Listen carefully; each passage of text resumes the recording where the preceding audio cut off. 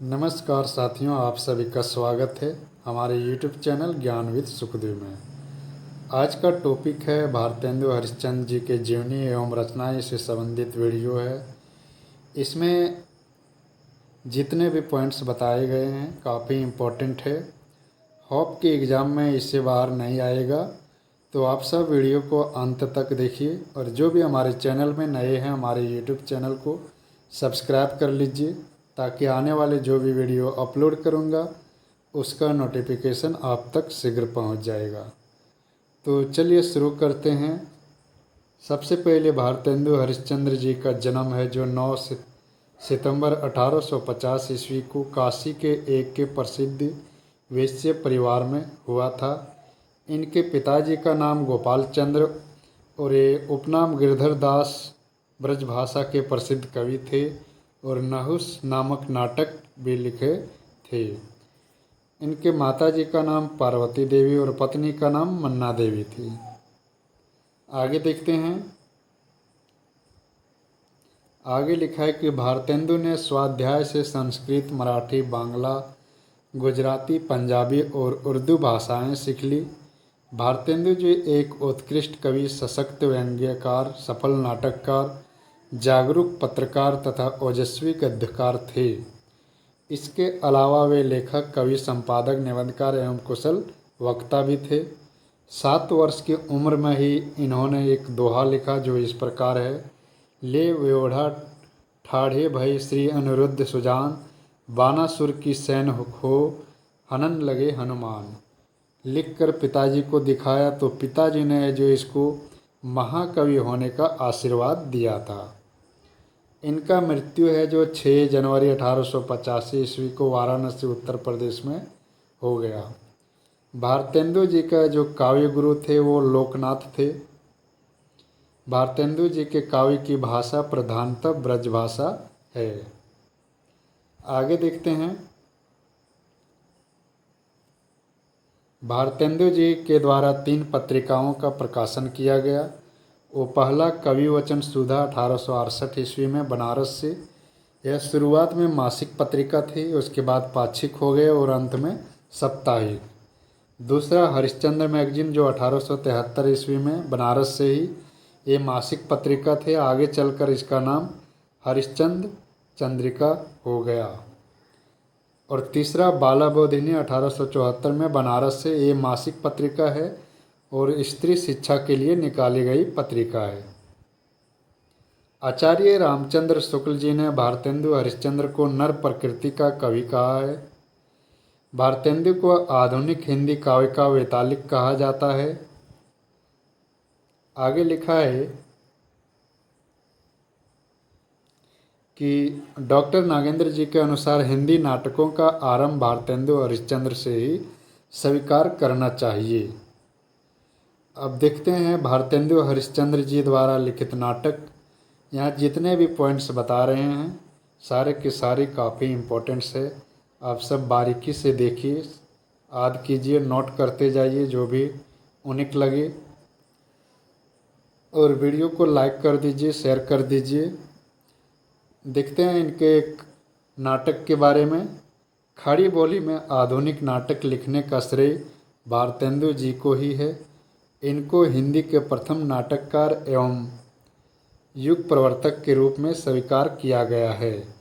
इनके नाटक को मौलिक एवं अनुदित नाटकों में बांटा गया है जो इस प्रकार है। पहले देख लेते हैं मौलिक नाटक कौन कौन सा है। मौलिक और अनुदित नाटकों को मिलाकर इनका कुल 17 नाटक है।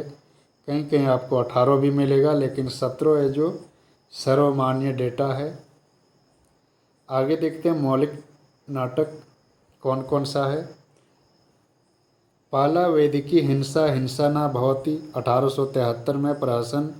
इसमें जो पशु बलि प्रथा का विरोध किया गया है। दूसरा प्रेम जोगिनी 1875 में नाटिका 4 अंकों में रचित है। बच्चन सिंह एवं रामचंद्र तिवारी ने इसे अपूर्ण रचना माना है।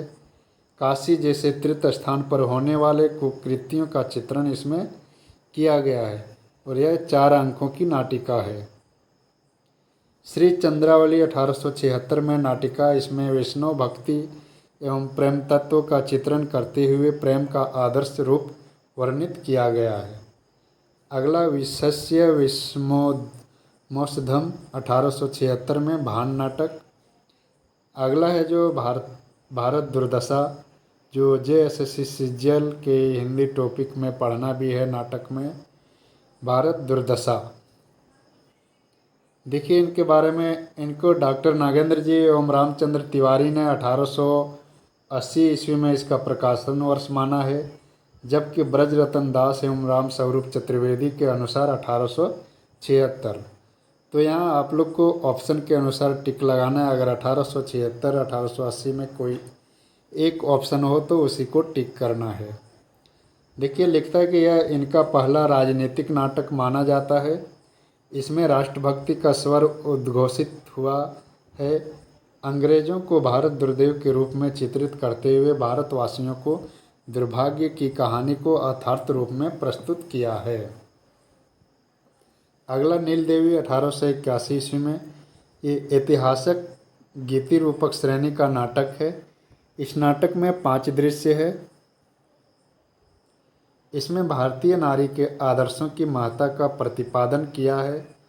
नीला देवी एवं सूर्य देव प्रमुख पात्र है इस नाटक का। इस नाटक में भारतेंदु जी ने पागल की भूमिका निभाई थी। इसमें स्वच्छंदतावादी तत्वों का अपनाया है। अगला अंधेर नगरी, काफ़ी इम्पोर्टेंट नाटक है इसका। 1881 ईस्वी में प्रहसन नाटक। इसमें बिहार के एक विवेकहीन रजवाड़े को आधार बनाकर प्रशासनिक तंत्र पर व्यंग किया गया है। इसमें अच्छा दृश्य है तथा इस नाटक की रचना एक रात में की गई थी। आगे लिखता है कि डॉक्टर बचन सिंह जी के अनुसार भारतेंदु का सबसे अधिक महत्वपूर्ण नाटक अंधेर नगरी है। यदि भारत दुर्दशा पहला राजनीतिक नाटक है तो अंधेर नगरी पहला आधुनिक नाटक। अगला सती प्रताप, इसका रचना 1883 या 85 में हुआ है। यह भारतेंदु जी का अधूरा नाटक है। इसे बाद में 1892 ईस्वी में राधा कृष्ण दास जी ने पूरा किया था। सती सावित्री के कथानक को लेकर भारतीय नारी के चेतना और आदर्श को प्रस्तुत किया गया है। भारतेंदु जी द्वारा केवल 4 अंक लिखा गया था। अगला देखते हैं अनुदित नाटक। ये थे मौलिक नाटक। अब देखते हैं अनुदित नाटक। विधा सुंदर 1868 ईस्वी में नाटक। यह भारतेंदु जी का पहला नाटक माना जाता है, जो संस्कृत नाटक चोर पंचाशिका के बांग्ला संस्करण विद्यासागर का हिंदी अनुवाद है। 3 अंकों में विद्या एवं सुंदर की प्रेम गाथा का वर्णन है। अगला रत्नावली 1868 में नाटिका। अगला है पाखंड विनम्बना 1872 ईस्वी में रूपक। प्रबोध चंद्रोदय मूल नाम इसका था, उसी का ये अनुदित किया गया है। धनंजय विजय 1873 में वैयोग। कर्पूर मंजरी 1875 में राजशेखर कृत कर्पूर मंजरी का अनुवाद है। सत्य हरिश्चंद्र 1875 में नाटक। चंड कौशिक मूल नाम था इसका। अगला भारत जननी 1877 में, यह नाट्य गीत है। आगे देखते हैं मुद्रा राक्षस 1878 में नाटक है। दुर्लभ बंधु 1880 में प्रथम दृश्य। शेक्सपियर के मर्चेंट ऑफ वेनिस का हिंदी अनुवाद है। भारतेंदु इसे अपूर्ण छोड़ गए थे। बाद में रामशंकर व्यास और राधा कृष्ण दास ने पूर्ण किया। इस नाटक को वंशपुर का महाजन नाम से भी जाना जाता है। भारतेंदु जी द्वारा जानकी मंगल नाटक में, जिसकी नाटककार शीतला प्रसाद त्रिपाठी है, उसमें लक्ष्मण की भूमिका निभाई हैं। भारतेंदु जी द्वारा नील देवी नाटक, जिसका नाटककार समय है, इसमें पागल की भूमिका अभिनय किए हैं। अगला है सत्य हरिश्चंद्र 4 अंकों का नाटक, जिसका नाटककार समय है, इसमें हरिश्चंद्र की भूमिका निभाए हैं। अब इनका उपन्यास देख लेते हैं। पूर्ण प्रकाश और चंद्रप्रभा अनुदित उपन्यास में पहला सामाजिक उपन्यास भारतेंदु हरिश्चंद्र का पूर्ण प्रकाश और चंद्रप्रभा मराठी उपन्यास का अनुवाद था। यात्रा वृत्तांत देखते हैं। सरजू पार की यात्रा, लखनऊ की यात्रा, हरिद्वार की यात्रा। आत्मकथा, कुछ आप बीती कुछ जग बीती, अपूर्ण है। अब देखते हैं निबंध। निबंध में कालचक्र, पांचवें पैगंबर, कंकड़ स्रोतम, लेवी प्राण लेवी, भारतवर्ष की उन्नति कैसी हो सकती है, कश्मीर कुसुम। नाटक के संदर्भ में लिखा है कि नाटक शीर्षक से 1883 ईस्वी में लिखित यह इनका आलोचनात्मक निबंध है तथा इसकी भाषा प्रौढ़ है। इस नाटक से हिंदी में सैद्धांतिक आलोचना का सूत्रपात होता है। जातीय संगीत, संगीत सार, हिंदी भाषा। स्वर्ग में विचार सभा, इसमें ब्रह्म समाज और आर्य समाज के मतभेदों को उजागर किया गया है। एक अद्भुत अपूर्ण सौपन। ये सारे इनके निबंध हैं। अब आगे देखते हैं काव्यात्मक रचनाएं। लिखा है कि भारतेंदु हरिश्चंद्र जी ने लगभग 70 काव्य कृतियों की रचना की है। भारतेंदु जी की सभी काव्य रचनाएं भारतेंदु ग्रंथावली के प्रथम भाग में संकलित है। भारतेंदु जी के कविताओं में भक्तिप्रक तथा श्रृंगारिक संवेदनाओं और नव जागरण के स्वर मिलते हैं। इसका जो काव्य है, काव्य संग्रह इस प्रकार है। भक्ति सरस्व, इसका प्रकाशन वर्ष भी दिया गया है, आप सब इसे देख सकते हैं।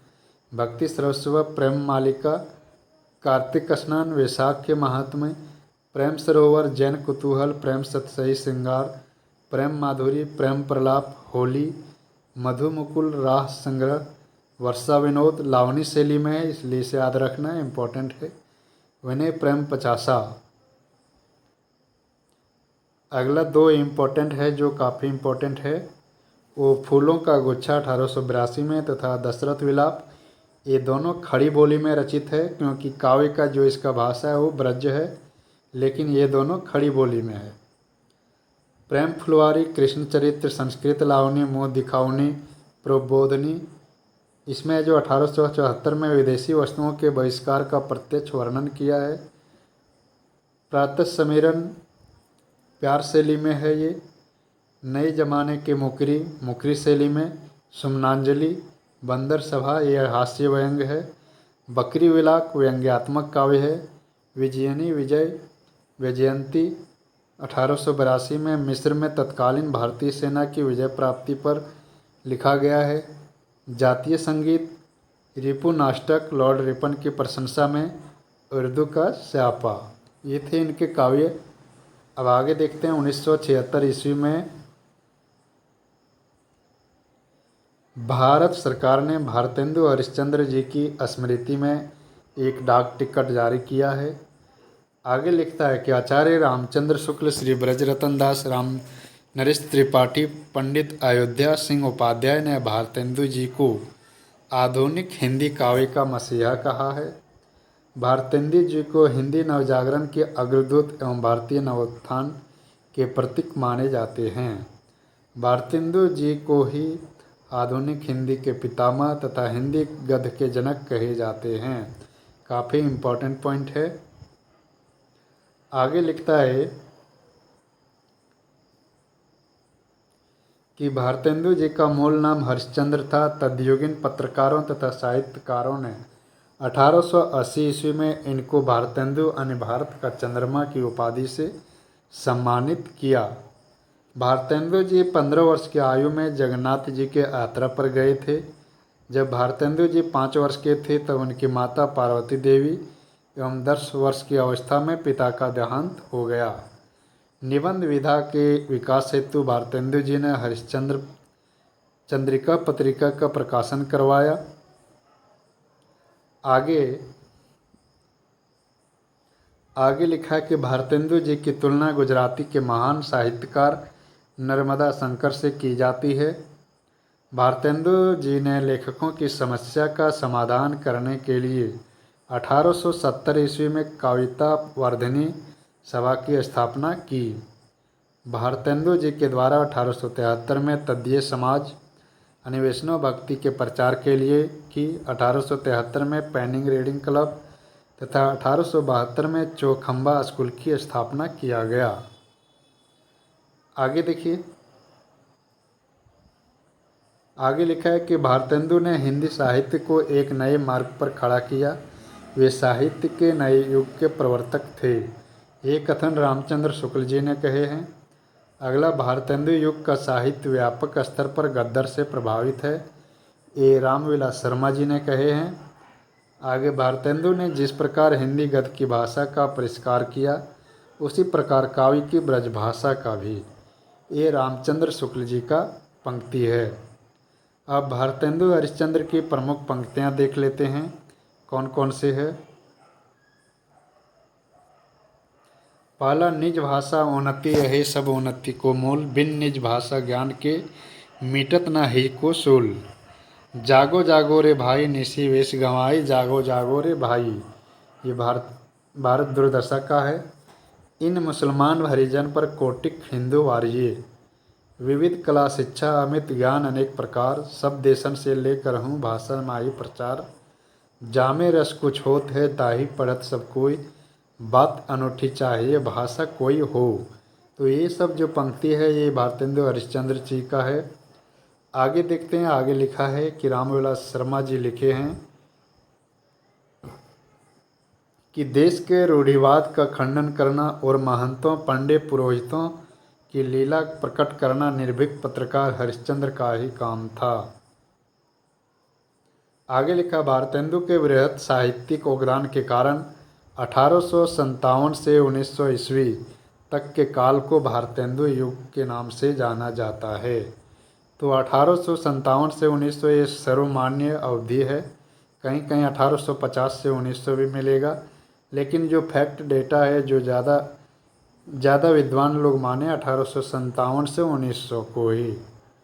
अब देख लेते हैं विभिन्न आलोचकों द्वारा भारतेंदु युग का नामकरण किस प्रकार किया गया, उनका अवधि क्या माना है। ये काफ़ी इम्पोर्टेंट है। सबसे पहले देखते हैं हिंदी साहित्यिक अभ्युत्थान। ये नागरिक प्रचारणी सभा काशी द्वारा कहा गया है। दूसरा जो सबसे इम्पोर्टेंट, नई काव्यधारा प्रथम उत्थान 1868 से 1893, ये आचार्य रामचंद्र शुक्ल जी ने माने हैं। यानी भारतेंदु युग का नामकरण नई काव्यधारा प्रथम उत्थान किसने दिया, तो रामचंद्र शुक्ल जी ने। भारतेंदु काल कहकर महावीर प्रसाद द्विवेदी जी ने। नव जागरण काल 1868 से 1900 ईस्वी को माना है रामविलास शर्मा ने। पुनर्जागरण काल या भारतेंदु युग ये 1857 से 1900 को डॉक्टर नागेंद्र या बचन सिंह ने माने हैं। तो यही डाटा जो सबसे मान्य है, इसे याद रखना है। आगे लिखता है कि भारतेंदु हरिश्चंद्र उर्दू में रसा उपनाम से रचना करते थे। आगे देखते हैं, आगे लिखा है कि रामचंद्र शुक्ल जी ने कहा कि भारतेंदु ने हिंदी साहित्य को नए मार्ग पर खड़ा किया और स्वयं साहित्य के युग प्रवर्तक बना। भारतेंदु मंडल के रचनाकार प्रताप नारायण मिश्र, बद्री नारायण चौधरी, ठाकुर जगमोहन सिंह, अंबिका दत्त, व्यास, राधा कृष्णदास, बालकृष्ण भट्ट इत्यादि थे। तो ये थे भारतेंदु हरिश्चंद्र जी से संबंधित इम्पोर्टेंट डेटा यानी फैक्ट्स जो काफ़ी एग्ज़ाम के व्यू से काफ़ी इम्पोर्टेंट है। तो आप सब होप कि ये वीडियो आप सबको पसंद आया हो। कमेंट सेक्शन में ज़रूर बताइएगा कि वीडियो कैसा लगा। और जो भी हमारे टेलीग्राम चैनल से जुड़ना चाहते हैं, हमारे डिस्क्रिप्शन में टेलीग्राम चैनल का लिंक दिया हुआ है, उससे आप सब जुड़ सकते हैं। तो चलिए आप सब वीडियो को लाइक कर दीजिए, शेयर कर दीजिए और बने रहिए। मिलते हैं अगले वीडियो में। धन्यवाद।